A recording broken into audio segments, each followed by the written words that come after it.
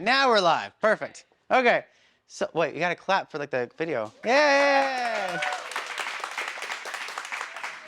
Okay, so tonight, Nutrition 101, we are calling this the path to nourishment because when you look at food, I feel like the concept of nutrition and food has got to be a very confusing, somewhat toxic way of looking at food instead of understanding food to be a thing that we do to nourish our body.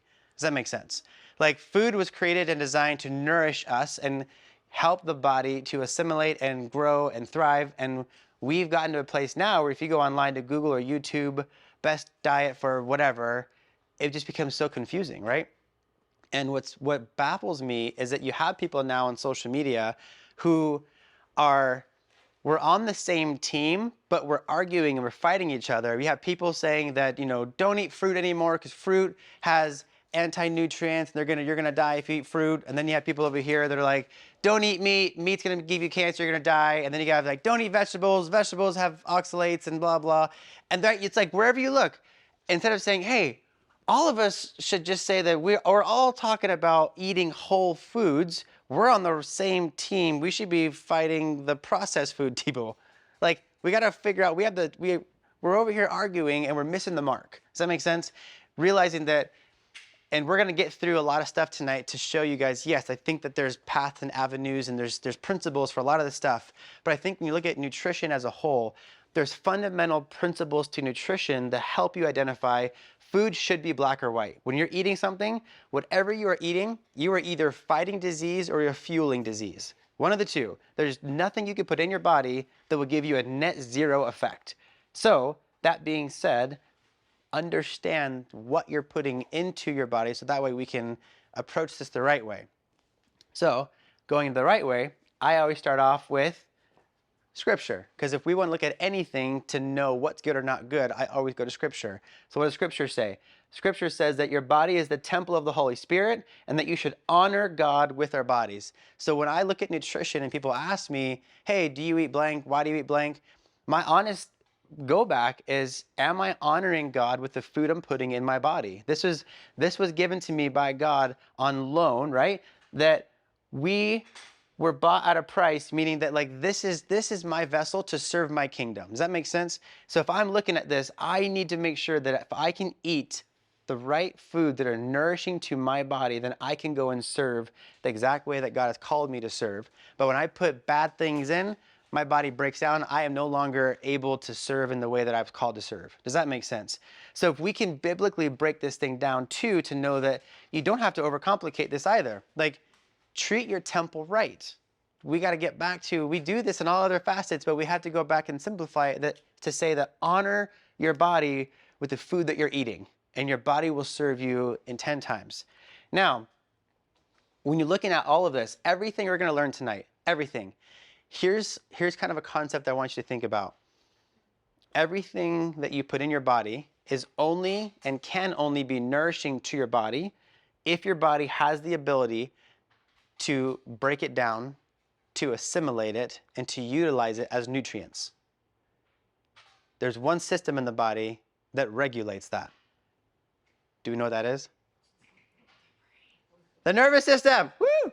And here's the idea. The nervous system regulates all the systems, right? Someone said, oh, it's the digestive system, which is true, but what regulates that system, right? So when you look at the nervous system, this is what's amazing. Everything you put in, if your nervous system is out of balance, you have to understand that all the food that you're putting in, all the organic food, all the grass-fed food, all the expensive supplements you're taking, if your nervous system cannot properly break down and digest and absorb and assimilate what you're eating, all you have is very expensive pee because your body is sending it right back out.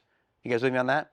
So this is why a lot of patients, they'll say, I haven't changed a whole lot, but I've been getting adjusted, and all of a sudden I feel like my digestion's getting better. This happens a lot. And they ask, why is my digestion getting better? And it's because the nervous system is balancing and regulating, and you are better able to take in the food that you're eating and use it. So a lot of people, I say, if you're not getting adjusted and you have a disrupted gut or all kind of things like that, I would say that you want to go back and start with making sure that your nervous system is in balance Otherwise, we're going to be missing a mark altogether, okay? So tonight we're going to go a couple concepts. We're going to talk about your macros here. So we're going to talk about cleaning up your carbs, fixing your fats, and perfecting our proteins, okay? With that being said, the 3 nutritional dangers to watch out for are the artificial sugars, artificial sweeteners, the rancid fats, and toxins. This right here, when you look at why we are overly sick as a country, it is the overconsumption of this right here. And when you look at our standard, we've heard of like the standard American diet, right? The SAD diet. This right here is because this is the majority of that diet there. And I stand here and I feel like I can freely talk about it because that was my nutrition growing up. My family knew nothing about nutrition, so I was raised on Captain Crunch and Pop-Tarts and Taco Bell and all the stuff, right? Like that's all I ate growing up because that's all my family knew. And I never understood why I had acne so bad, and I had gut issues as a kid, and I had, why I was significantly overweight and all these things. I never understood it. And then I look back at everything I ate.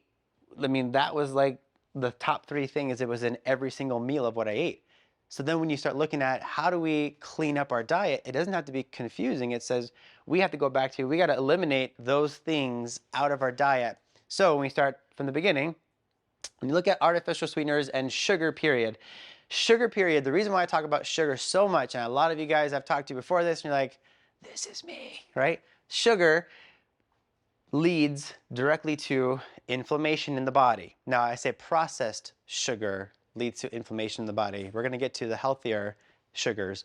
But processed sugar directly leads to inflammation in your body. So people who are chronically inflamed, I had a patient one time who he had a really bad knee, and he's like, yeah, I'm getting ready to sell my house and buy a whole new house, 1 story, because I can't go upstairs. And I said, you should try cutting sugar out of your diet for a month. And his knee pain went completely away just by cutting out sugar. So a lot of us, we have inflamed joints, and our body is just in a state of systemic inflammation because the majority of what you're putting in is processed sugar. In fact, if you look at, but they say the majority of chronic disease, I want to say like 85 to 90% of chronic diseases is linked back to inflammation. So now follow the trend. That goes back to consumption of processed sugar. There's a trend here. And if this is something that we're constantly consuming, again, look at our diet typically, right? As a culture, I'm not pointing at you guys, but as a culture, look at our diet. We wake up and we feed our kids some kind of cereal or some kind of pastry, and then we're getting some kind of like sugary coffee, or you're going and you're running late, so you go run to McDonald's and you're grabbing a McMuffin and you're grabbing a coffee, right? Like most of the stuff, the day starts off with so much sugar already being consumed that the amount of sugar that you should probably have in a day, most people are getting by breakfast. So now the rest of the day is significantly overdone. Do you guys see that, right? And this is where it starts to happen. In fact, when I was looking this up, what they were saying, this is cool. It's not cool, it's bad. That as a culture, we drink about 55 gallons of soda a year. 55 gallons of soda a year on average, okay? Now, when we start going into the sweeteners and the sugars and all that stuff, here's where we go into this. So they say, what's worse than sugar? The artificial version of sugar. And here's why this is so bad. There's, on so many levels, artificial sweeteners have been marketed to be better because they say it's low, there's no calorie in it, and it's a healthier form. Here's what you can go and look these studies up, but they've been studies to show that artificial sweeteners like sucralose and aspartame and Splenda, all these things, they have a direct connection to something called gut dysbiosis. What that means is that in your gut, you have a whole microbiome of bacteria. When you eat these types of artificial sweeteners, what it does, it completely disrupts that whole gut. All of the bacteria, the amount of good and bad you should have, gets completely messed up. And then the gut can no longer communicate within each other because of the dysbiosis now. So artificial sweeteners, number 1, disrupts your gut, okay? Number 2, it's a neurotoxin. A neurotoxin is a toxic ingredient that can bypass the blood-brain barrier and now eat away and affect brain cells. artificial sweeteners are now found to link to be able to go up and do this. And they start looking at, they did this study on sucralose, okay? And if anybody wants this, let me know and I can send this to you. But they did a study on sucralose. And what they found was if you just put sucralose in a glass of water and you just drank it alone, it actually doesn't have very many metabolic effects on you, okay? But when they took it and they added any kind of carbohydrate to that form right there, 100% insulin resistance. This was a wild study, and what they were finding from this is that, and think about it, most time when we're having sucralose, very rarely are you ever just having it alone, right? You're drinking it with some food, or it's a pre-workout and they have some carbohydrate mixed in it. There's always some carb mixed in it. So now you have people overindulging in artificial sweeteners here. And has anybody heard of type 3 diabetes? What do they call type 3 diabetes? I can't remember. My girlfriend has it. So, well, the name that we're probably all familiar with, if you Google type 3 diabetes, it's a significant form of insulin resistance that leads to Alzheimer's. So now what we're finding is that Alzheimer's and dementia in people is linked back to like long-term insulin resistance or overconsumption of sugar and processed sweeteners. So you find the loop all the way around and you go, so you're telling me that if I'm over-consuming processed artificial sweeteners, my gut's gonna get messed up, higher links and risks to Alzheimer's, dementia, brain dysfunction. You're like, why does this get put in? Because it's cheap and it's easy to market to people. And the problem is that you're better off just getting regular sugar if you're gonna go that route, right? But obviously don't go regular sugar. What you're gonna do is these are the sweeteners that are acceptable and better for your body because these are found more natural and whole. So if you're gonna have anything sweetened, organic maple syrup and raw local honey are the two that I would say right off the bat, start with those two right there. In the majority of all the food that we eat at our home, that's what we use to sweeten darn near everything, okay? Organic coconut sugar is really good for baking if you like to bake. That's a better thing. Now, I'm gonna come out and say stevia and monk fruit are better alternatives, but it's still, in my opinion, still a synthetic form of a sweetener that you wanna be very careful to modify or have a moderation when you're eating those, okay? So just make sure you're not putting stevia in everything or monk fruit on everything. Make sure that if you're gonna be eating sweeteners and stuff, like when we do our coffee, for example, in the morning, we just use raw maple syrup.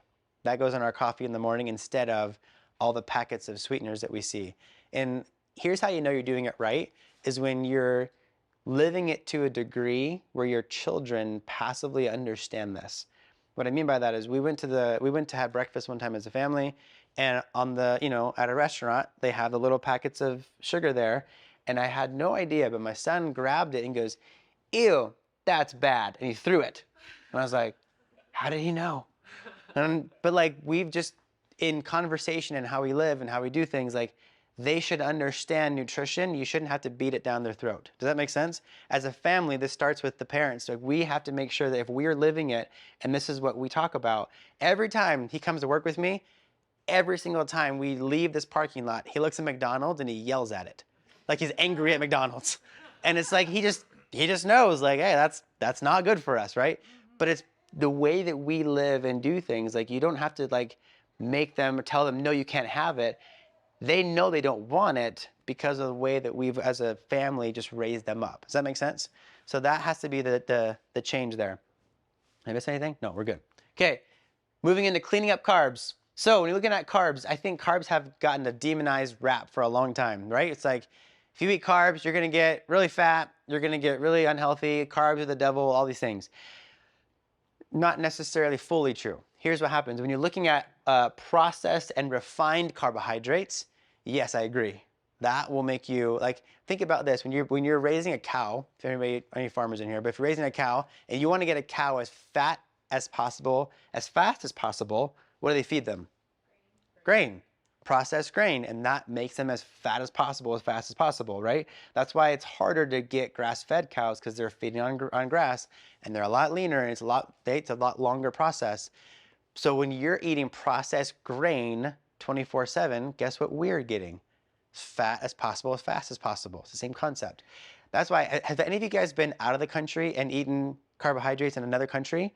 Like you go to, I hear all the time, patients are like, yeah, I just went to Italy and I had endless amounts of pasta and I felt wonderful, had no issues.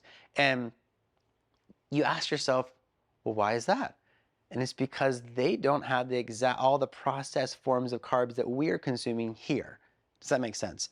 So this is why when we talk about carbohydrates, I think that they can be healthy in nature if you're now eating them the right way. And there's been a really, really big kick with sourdough lately, right? You guys all heard the sourdough kick that's going around? I feel like you're not cool unless you have your own starter right now.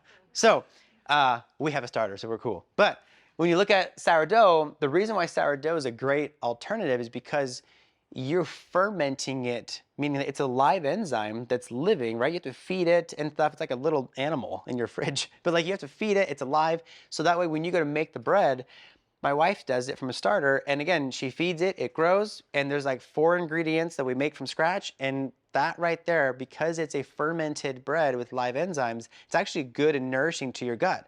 It's helpful to your gut. Some people who have gut issues or even like some forms of lighter celiacs can go to a sourdough bread and have less irritation because the bread's more alive. That's why even if you go to like, you go to Sprouts, if you're looking for like the Ezekiel bread, you guys heard of Ezekiel bread? They always find it, where do you find Ezekiel bread? Refrigerator or freezer, because live enzymes have to be, you can't just be on a shelf life, right? So again, things that have shorter shelf lives, you want more of that in your diet because that's going to be live and nourishing to your body. If there's a bread that comes out that lasts you for 10 years, there should be a problem there. In fact, we're going to show you an example in a minute.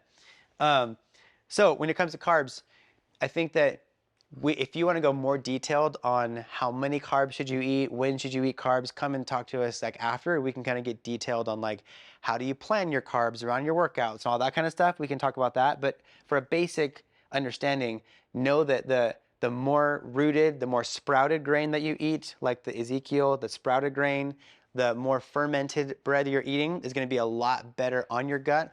In fact, if you ever try this and you get a sourdough bread, my wife does this. If you have regular pancakes, she makes sourdough pancakes.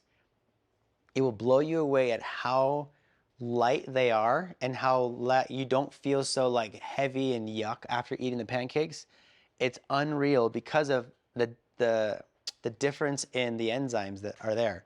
Try it, and again, it's unreal. It's dangerous because you eat more, but we gotta watch it. Now, here's one of the myths we had on the boards. When you say carbs, do carbs have to be grain? Because I think when we think carbs, right, we all think about breads and pastas and crackers and all the things. And the answer is no. You can actually get quite a bit of carbohydrates without ever having grains. So if you're somebody who is somebody's trying to lose weight and you have metabolic dysfunction, you want to minimize the grain that you're eating to minimize inflammation, you can get quite a bit of carbohydrates in the raw honey we talked about. You can get quite a bit of carbohydrates in vegetables, and there's quite a bit of carbohydrates in fruit. In fact, Paul Saladino, a pretty famous guy on social media, just between fruit and honey alone will get about 300 grams of carbohydrates a day, just between fruit and honey.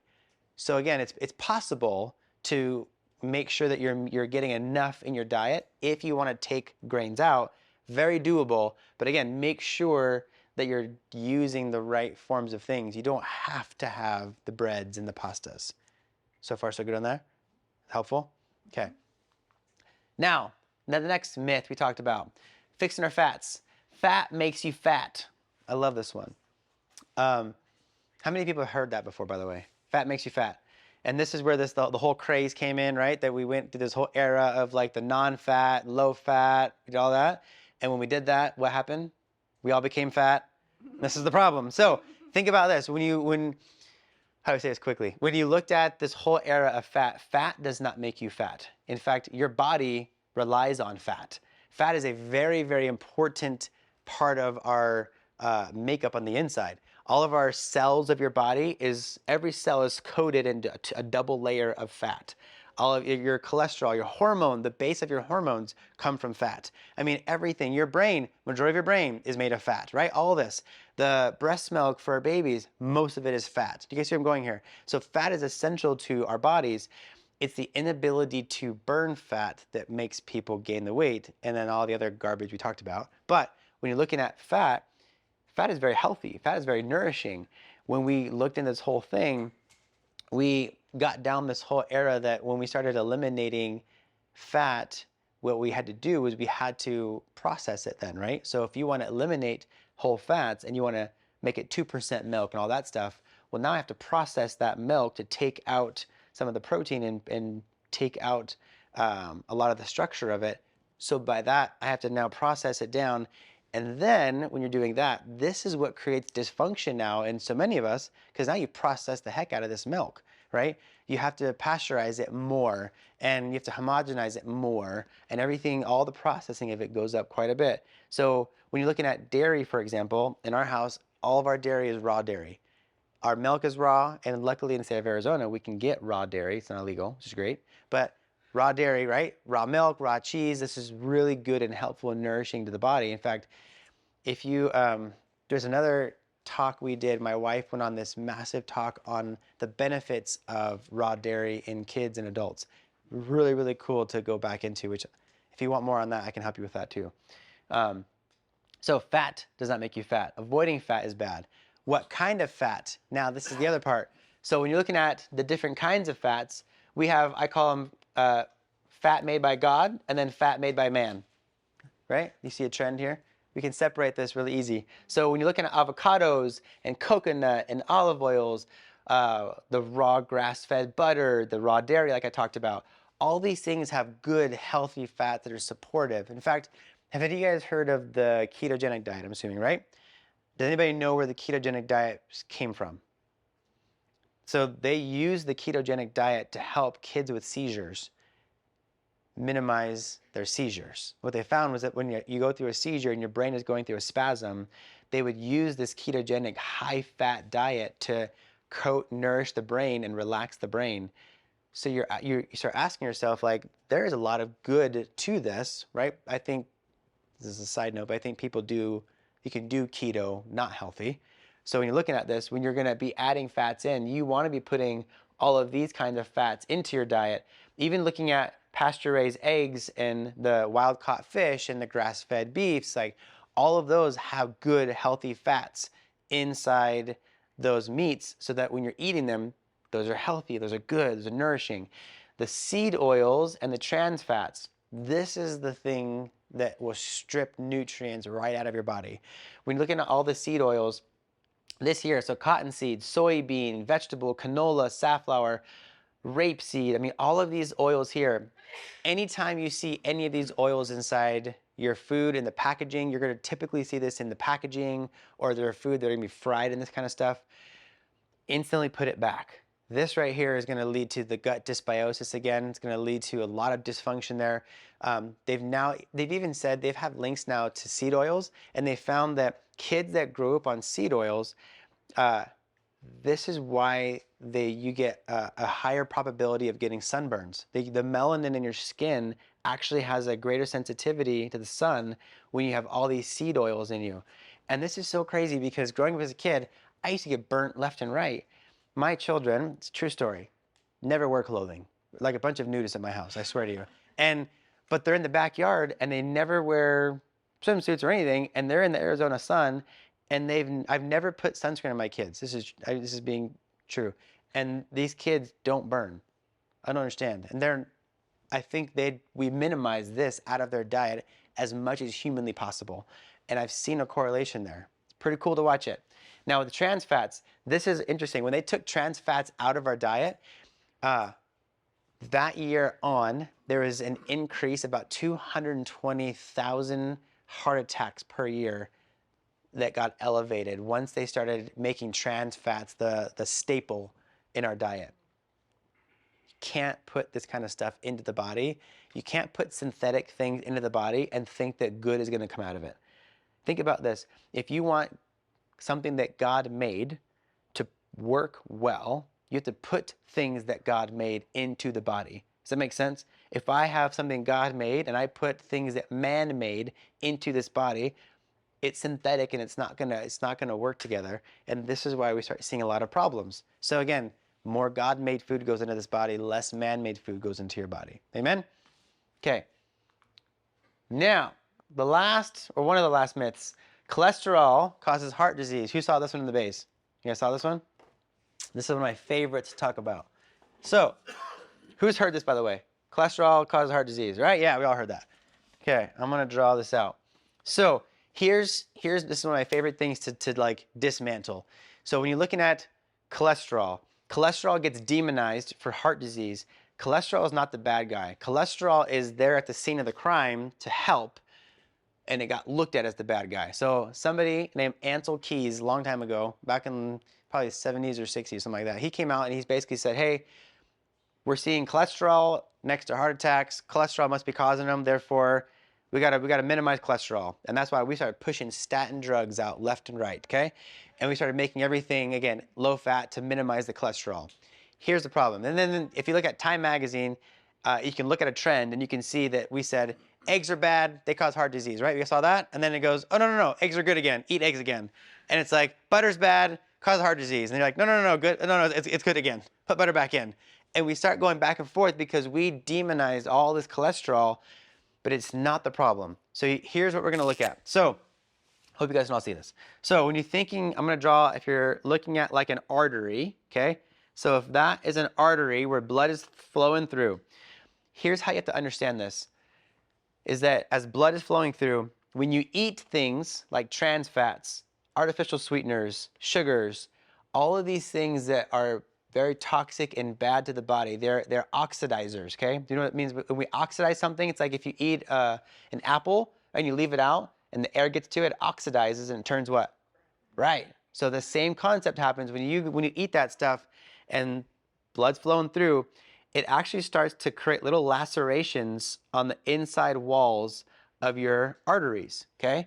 When that happens and there's any injury to the body, God is so smart by his design, and he sends cholesterol to go and heal. Cholesterol is a healing agent. So by cholesterol going now in here to heal the damage that we did, everything's fine.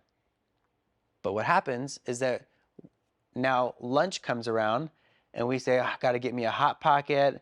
Oh, I gotta get me, right? It's more trans fats, it's more processed food, it's more sugar. So then that comes in, it's an oxidizer. So when that comes in, and I have cholesterol here, when you oxidize cholesterol, it hardens and then it plaques. So now the cholesterol that was here trying to help do the job now has hardened and had plaqued because of what we ate. So then we eat more, because that's what we do. Then dinner time comes around, now it's time to go get some pizza and everything else. So we create more problems, more cholesterol comes in, we eat it again, now it's time for dessert, right? You can follow me here. And then we get some more, and we get some more, and it starts coming over and over and over again. So cholesterol is constantly getting oxidized by the bad food and the processed food that you're eating, and it's hardening and it's plaquing in your arteries. So if I do that, and now I have all this here, and blood is trying to squeeze through here, if I close down that gap, what would your blood pressure naturally do? Go down or up? It'd go up. So you would have increased blood pressure. Well, I have all this cholesterol sitting here, so if you do a test, they're gonna say you also have increased cholesterol. Well, if I'm looking at this and I'm a doctor and all I see is you have high blood pressure, you have high cholesterol, then what do I wanna give you? What kind of medication? A statin drug to drop cholesterol, and then another medication to drop the blood pressure. Instead of saying, hey, how do we eliminate what we're doing to block that, we just say, hey, let's give you a blood pressure to like reduce the pressure, and then let's give you a blood thinner to just thin the blood so that it's easier to get through there. Instead of helping you change your lifestyle, we over-medicate you.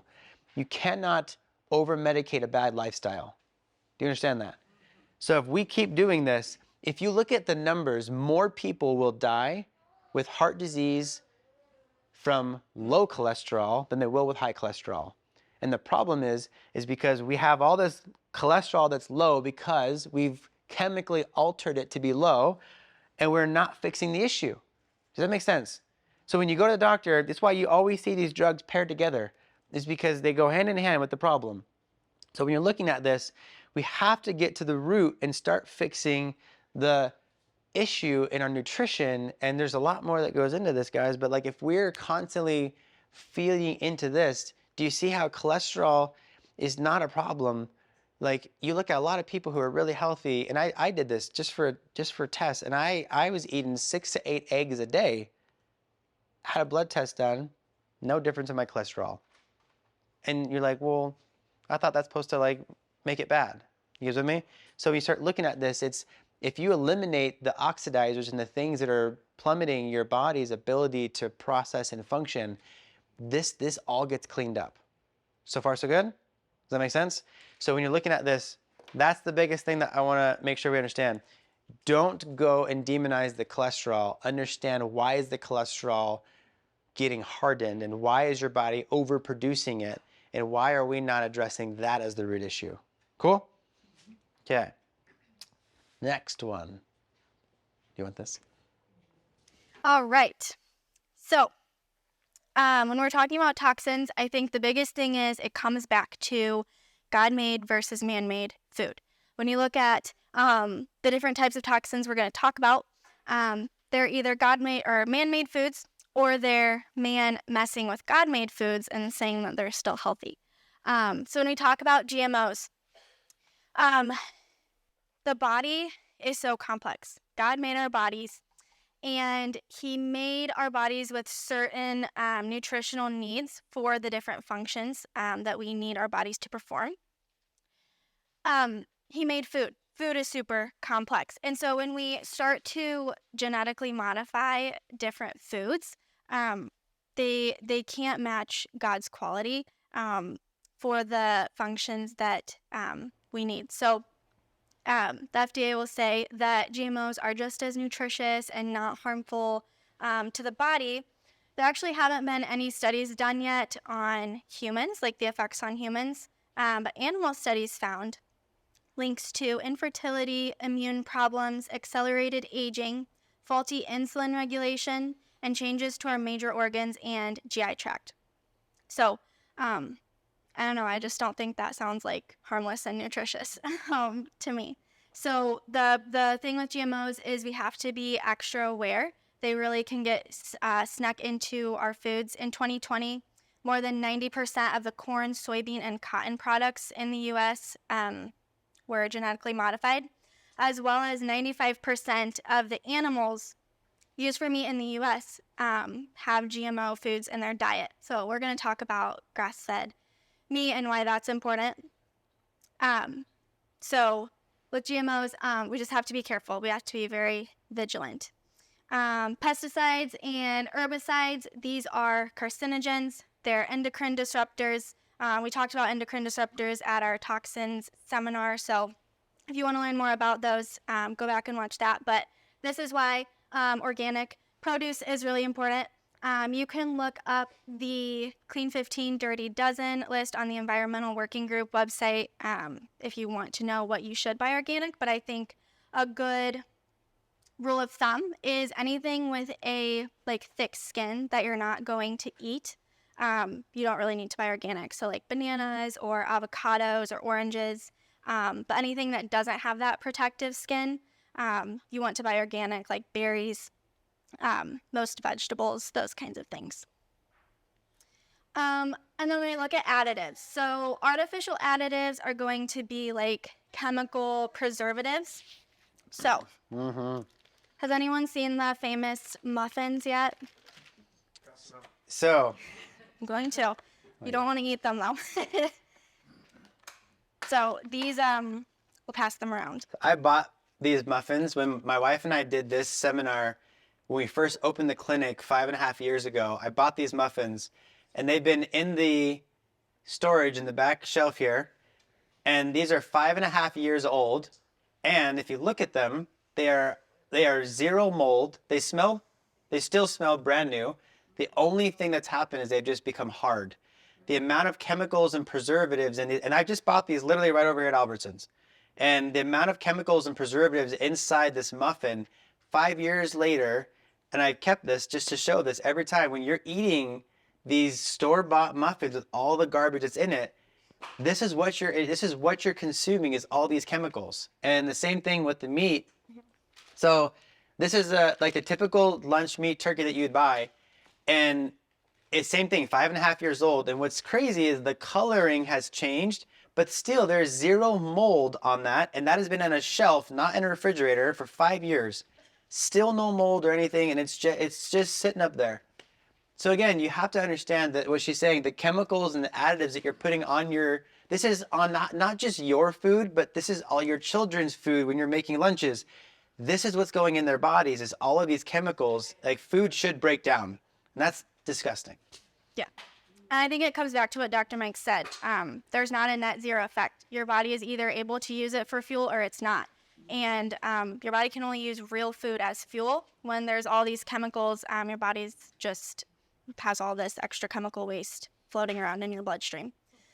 The other additive I wanted to talk about is food dyes. So anytime you see a label, if it has a color on it, you want to put it back. Food dyes have been linked to like ADHD and behavioral problems. Yellow 5 and yellow 6 specifically have been linked to intestinal and kidney tumors. Red 3 and red 40 have been linked to thyroid tumors. And something really interesting that I found, supplements and pharmaceuticals can have food dyes in them. And I'm not sure why, but make sure you're reading your labels, especially for supplements. That's why you don't want to buy cheap supplements, because they add those things in. Okay, and then hormones and antibiotics. So we'll talk about this as we get into meat, but this is why we don't want to eat conventional meat, because conventional animals are sick, and so they're given antibiotics. They're given hormones to make them fatter faster. And how many of you have heard you are what you eat? But I think it's more you are what your food ate and what your food was injected with and the environment that your food was raised in. It affects you. So that brings us to our next myth. Who likes steak and is happy to hear that this is a myth? Yes. Hallelujah. Red meat does not cause heart disease, cancer, and kidney disease. Well, I'll say grass-fed organic red meat does not cause these things. So again, this is why we don't want to eat conventional meat. Meat from sick animals will make you sick, but meat is a God-made food. And so when we are treating our animals and feeding them what they are made to be fed, they're actually very nourishing for us. So the problem with conventional meat is, what are cows supposed to eat? Grass, right. Do you guys know what conventional cows are fed? Corn and grain, right. So like I said, 95% of our meat animals are fed GMO diets, right? So when they're fed corn, grain, genetically modified foods, this affects us. And the way this affects us is it messes up our omega-3 to 6 ratio. So omega-3s and omega-6s are both essential fatty acids, which means that they're fatty acids that our body needs, but we can't produce them. We have to get them through our diet. But we have to get them in the proper ratio. So the optimal ratio is 1-to-1. And when you get them in the proper ratio, they help with heart health, mental health, weight loss, brain development, your energy, they're anti-inflammatory. So you want 1-to-1 ratio, no greater than 4-to-1. So grass-fed, grass-finished beef has a 4-to-1 ratio. Conventional meat has anywhere from 20-to-1 to 50-to-1 ratio. So when you get that off balance, that's where it becomes very inflammatory and disease-causing. So with all of these things that we've talked about so far, if you're going to change anything, change your animal products first. The net benefit is just so much greater when we talk about just the nutrient profile that you get from good animal products. So we want to look for grass-finished beef. Grass-fed beef is still better, but a lot of times it's grain-finished, so you want to make sure it's grass-fed, grass-finished. You want free-range chickens. Just means the chickens were out in the pasture. They were eating the worms and bugs, the diet that they're supposed to eat. They were out in the sunlight, not kept in a room where they never see the light of day, and they're all crammed in there. Just real quick, like there's a difference between free range and cage free.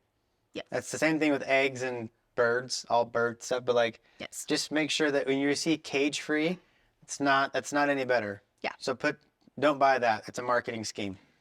Yeah. So you want free range or pasture raised. Wild caught fish, you do not want farm raised fish. Farm raised fish are nasty. They're raised in a pond. They're all crammed in together. They're again fed grain and corn, which is not what fish are supposed to eat. And if you look, like next time you're at the store, if you look at the meat counter and you look at the different types of salmon, you can see the color difference. Like the farm raised is very pale and watery looking, and then the wild caught is a very rich, deep pink color. So wild caught fish, again, pasture raised eggs, and then raw dairy, like Dr. Mike talked about. When dairy is in its raw, natural form, it's actually very nourishing. It has good bacteria for our gut. It has all of the enzymes that we need to digest milk. So I think dairy's been really given a bad rap because the pasteurization process strips out all of those enzymes that we need for the digestion, and that's why a lot of us have a hard time digesting the dairy. Real quick before on that stuff, where the grass on the beef, the more you cook it and you lose it more raw, medium, rare. I think when you look at beef, I think that the more you overcook it, you're gonna overcook out a lot of the stuff. A lot of the nutrients are gonna get burned out. But you also got to think about how you're cooking it. So we can get into a long thing about how you cook it. Are you charring it too much to where now it becomes carcinogenic? It's a lot can go into that. But I think that in general, like a medium rare is probably going to be the most cooked, but still give you the best nutrient profile. Good question. All right. That brings us to label reading. I think this is where a lot of us can get overwhelmed and confused when we start to look at reading labels. We did a Shop with the Doc tour where Dr. Mike took us through Sprouts, and he went through like every section of the grocery store, how to read labels, what are some things you should look for, some red flags you should look for. And we've been posting those on our Instagram. So make sure if you follow, you can get more about this. But with label reading, what is typically the first thing people look at? Does anyone know? Yeah, calories, exactly. So we have to get away from looking at calories and look at the ingredients that are in it. So the ingredients tell you if you can have it. The calories and the nutritional information just tell you how much you can have. Low calorie does not mean healthy. I have a story about this. So my husband is a bodybuilding prep right now. He's doing a show this weekend. Ooh. So proud of him. He's worked so hard. Part of that process is when you get to the end of the prep, any extra calories have to be cut out. So any sauces, cooking oils, dressings have to be cut out. So he found this dressing that was a 0-calorie dressing, and he was excited that he could have it, still have like a little bit of flavor in his food. And one day I just picked it up and I was like, I'm just curious, like, how can this possibly be 0-calorie? I'm just gonna look at the ingredients. And I was like, the 5th or 6th ingredient was propylene glycol. And if you guys, we talk about this with cosmetics, is a byproduct of antifreeze. So 0-calorie does not equal healthy. We have to, so we have to look at what is in our food and get away from only looking at the calories. Oopsie, spoiler. Okay, so so when you're looking at the ingredient label, the first thing we want to look at is how many ingredients are in a food. So if you think about it, you should think about if you're cooking at home, what 5 or 6 ingredients would you use, and that is what should be on the list. If you see a super long list, that's a red flag. You should be able to look at the ingredient label and tell what the food is. So I'm going to show you guys an ingredient list, and I want you to try to figure out and tell me what you think the food is.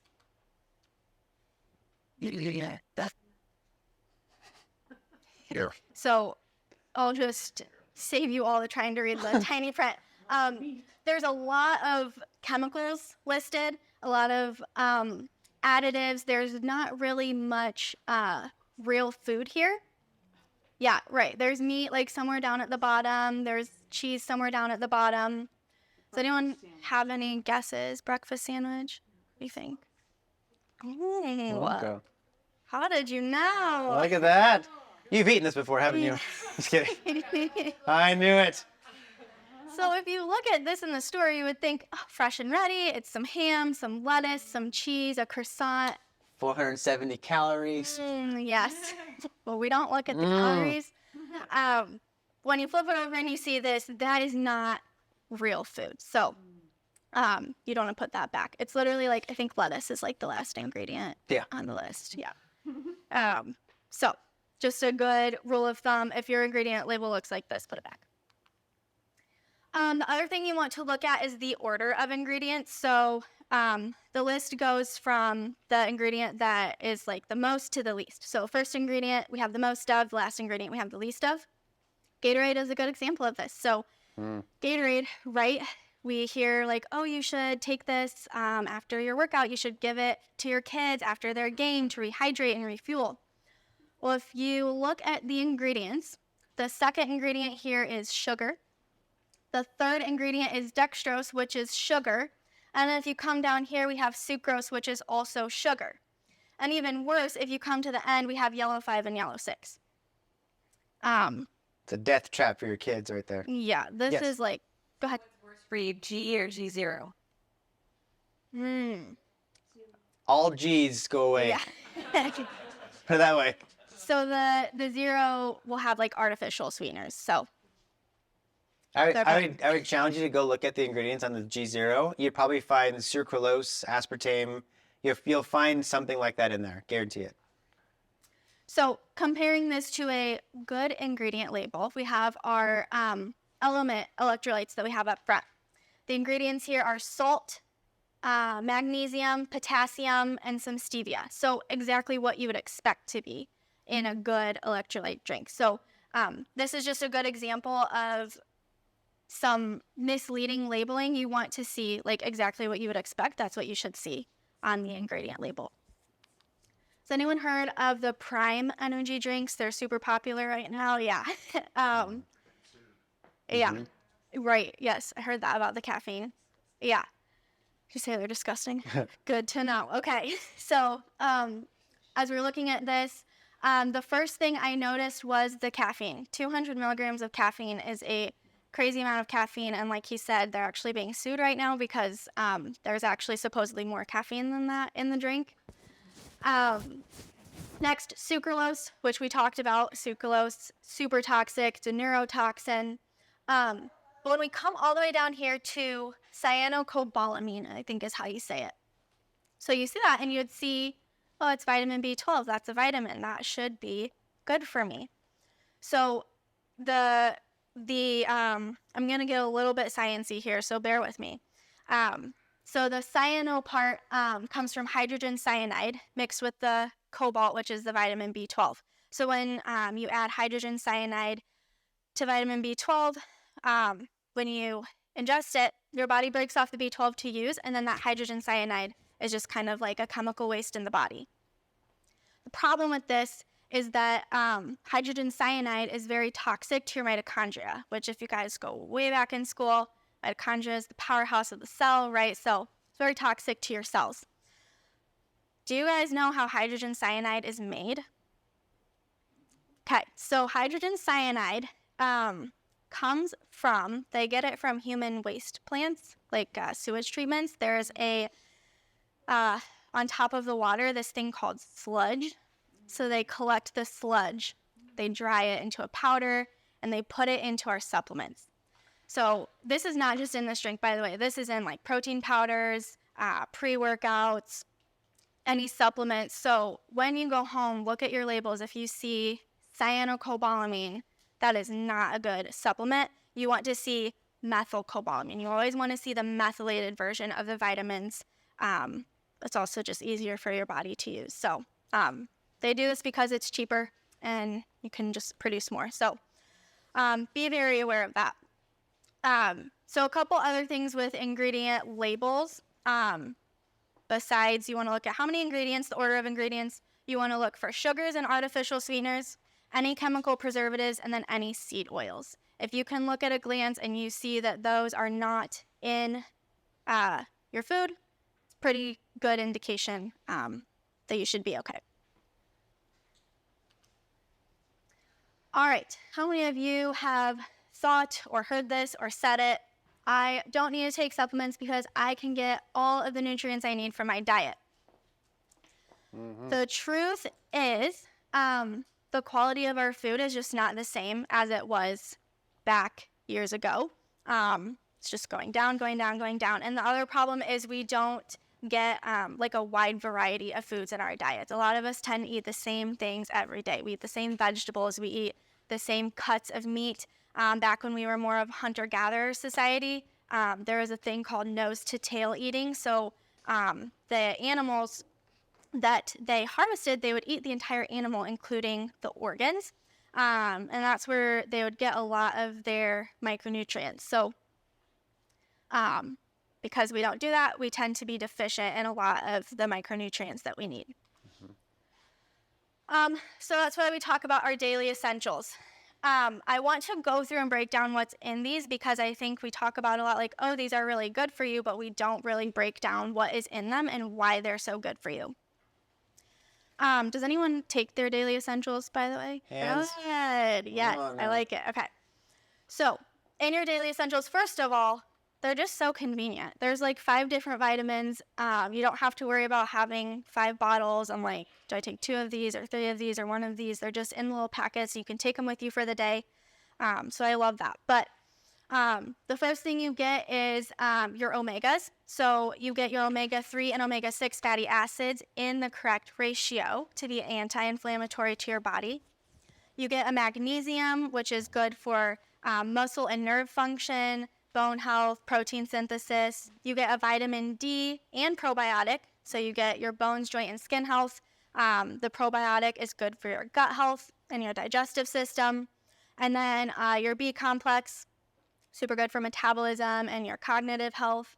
And then the women's and men's multi, which I really like because there's a formula in each one for what men need, one for what women need.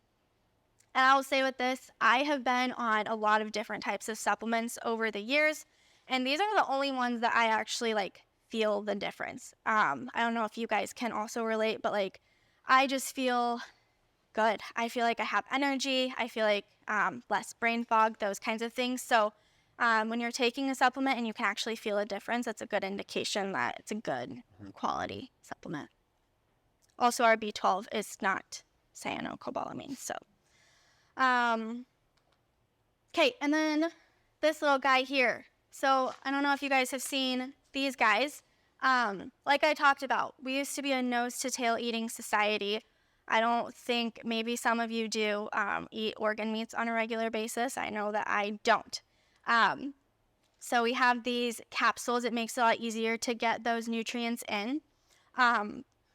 Beef liver is really good for increasing iron levels. Especially women are a lot of times deficient in iron. The animal version of iron is a lot more effective at like raising your levels in your body versus the plant version. It's just not as effective. Still good, just not as potent. You get the complete amino acid profile, which means is all the protein nutrients that you need.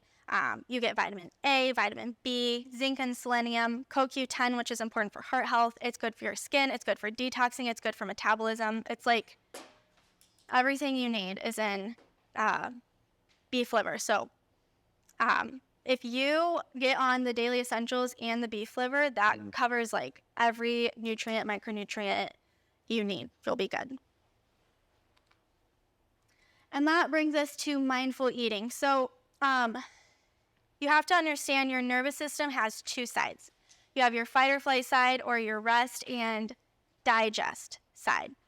When we're like this and we're eating on the go, we're working through lunch, we're not taking time to sit and be mindful about the food we're eating, our body is stuck in that fight or flight stress response. Your body actually doesn't know the difference between if you just have like a stressful meeting or if you're in traffic or if you just got an email that ticked you off versus a tiger chasing you. So when your body is worried about the tiger chasing you, it doesn't care about your food getting digested.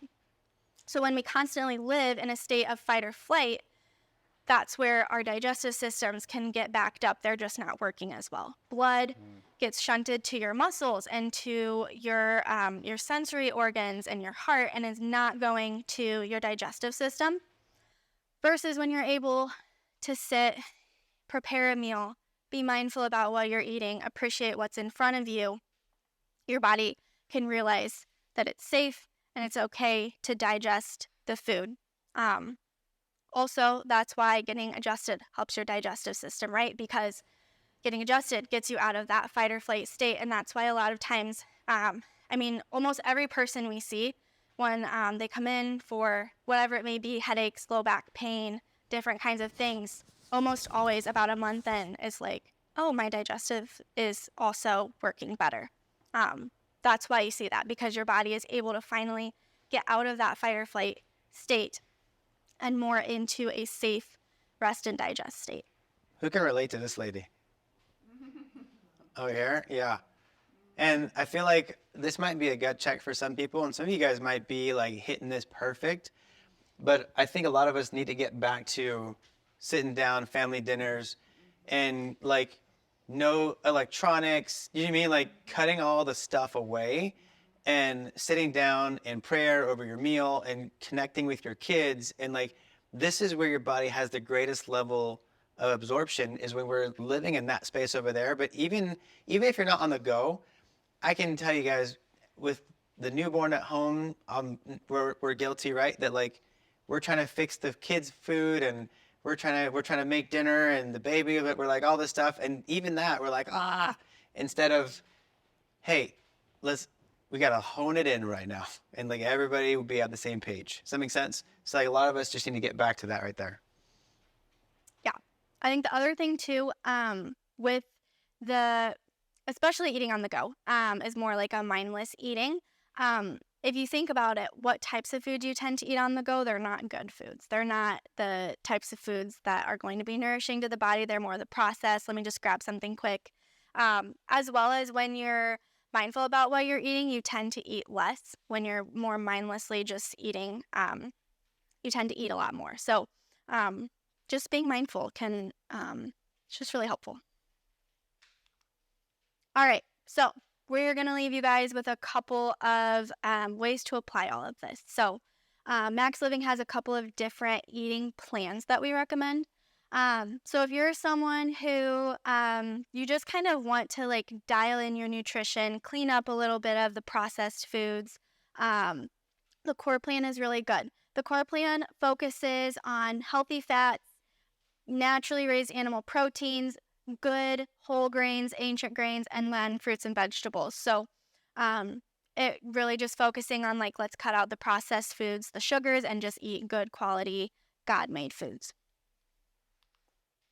Now, if you're someone who struggles with more of a metabolic disease or dysfunction, or some kind of diagnosis that just needs a little extra healing, the advanced plan would be for you. The main difference is the advanced plan, we cut out all grains, and then we also focus on low sugar fruits and berries, and I believe cut out all vegetables. So just focusing on animal proteins, healthy fats, more of a carnivore diet. Sorry. Too fast. Okay. Cool. All right, one last thing I want to leave you guys with. Who remembers the food pyramid we all learned back in school? This is kind of like flips it upside down, because the food pyramid we learn in school, the bottom part was the grains, right? And then it's like halfway up, you finally get your proteins, and the fats are like at the top or something. The animal-based food pyramid, we flip that upside down. The reason being, when you focus on protein, protein is one of the things that almost everyone is deficient in. When we did our 40-day health challenge, I'm not sure a couple of you did it with us. Almost every single person realized that they were deficient in protein. We focused on, hey, what is the amount of protein that you individually need to hit every day? Almost every person was like, oh my gosh, I don't even come close to that, because we're so focused on eating the processed foods and grains. So when you focus on protein first, it's a lot easier to hit that protein that you need. And then just kind of going up the list, the healthy fats, and then your carbs become your fruits and vegetables and your raw honey. Do you have anything to add to that? I would genuinely tell you that if most people just switch to this, and why this is so effective is if you just look at what's on here, it eliminates all that. Remember the top 3 things we said that were bad? Processed seed oils, the toxins, the rancid fats. If you stick to this, it eliminates all of that. Does that make sense? So when you follow something that doesn't have to be super strict, doesn't have to be anything overbearing, but it just gets you back to basics, and you prioritize the important things. So like one of the things we always say is we prioritize protein, meaning that we don't, like in our house, we say 2 things: prioritize protein and no naked carbs. What that means is that if we're gonna have a carb, you always pair it with the protein. Never have a carb by itself. So when you do that, you're gonna always prioritize your protein. You're gonna never make sure you're overindulging in the carbohydrate part. And if you follow this right here, I mean, that alone is gonna help clean up the majority of most people's stuff. And I will say too, just as a side note, when you follow this type of an eating structure, I guess, you don't get those afternoon crashes because you're not carb loading, and like he said, for breakfast and for lunch, and so there's nowhere really to crash from. It just kind of helps you sustain your energy all day. So I Even think from that's like a major plus. parental standpoint, by the way, my kids, this is what my kids eat right here. Majority of their diet is just same thing. I feel like we get also in this place of thinking that parents and kids need to have very different diets. There shouldn't be kid foods and adult foods. Like we've never bought kid foods. They just eat the exact same thing that we eat. Does that make sense? Like, I don't know why. My 2-year-old will take down a ribeye with me at dinner because this is what we do. You know what I mean? So like it should not be different for kids. Cool. And one last thing, this is very healing. Like if you have gut issues, this type of diet is very healing for that.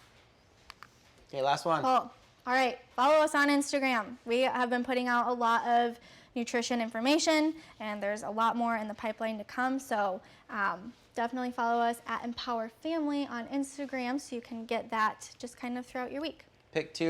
Number 2, pick something to stick to. So here's what we want, right? After tonight, you guys learn all this stuff. Don't just go home and be like, oh, that was cool, and then you just keep eating the same stuff, right? If you're here tonight because you need to make a change or you want to dial in something, pick something and say, I'm going to stick to this for the next however long. Or connect with any one of us in the office and say, great, here's what I'm looking about doing.